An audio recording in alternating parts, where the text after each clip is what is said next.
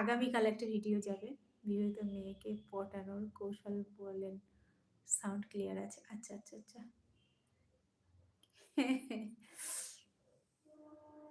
কি যে ভুল সিদ্ধান্ত এটা, বিবাহিত মেয়েকে পটানোর কৌশল। এটা মানে আ নিজের জীবনের সবথেকে ক্ষতির দিকটা ডেকে আনা। ঠিক আছে? এটা মানে একটা মানুষকে না ধ্বংস করে দেয়, নিঃস্ব করে দেয়।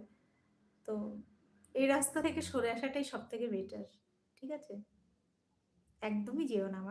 আমার যদি জিজ্ঞাসা করো, এটাই বলব, একদমই যেও না। বিবাহিত মেয়েদের পটাতে যাওয়া, এই যে কি মারাত্মক ঝুঁকিপূর্ণ কাজ, মানে কল্পনারও বাইরে। ঠিক আছে?